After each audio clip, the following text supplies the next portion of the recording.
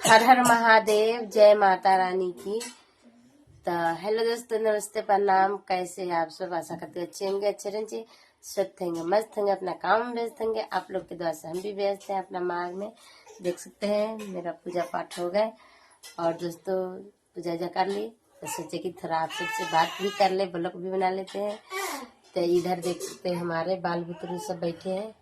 ये देखिए, bye bye कर नमस्ते। तो आप सब कैसे हो? नमस्ते। खाना खाए हो? तू खा लिया? तू खा लिया? तू खाया? बोल, तू खाया? हाँ।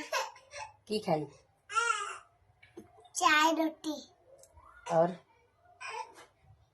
तो हम सुबह सुबह उठे, 4 बजे उठे, तो सब्जी भी बना दी है, आटा उटा सान के रख दिए। उसके बाद हमारे पूजा के टाइम हो रहे थे, तो नहा धोआ के हम अपना कपड़ा पे पहन के पूजा में आ गए।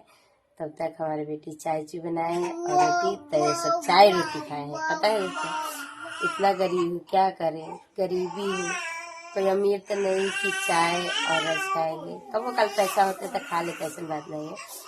कबो कल नहीं रहते हैं तो बस माता रानी जानते हैं हमारे हालात। आप लोग से क्या बताएं, आप लोग का नहीं सपोर्ट करते, नहीं कुछ, तो प्लीज़ दोस्तों सपोर्ट करिए, ठीक है दोस्तों। तब मिलते हैं फिर अगले वीडियो में। बाय बाय, अपना ख्याल रखिएगा, ठीक है।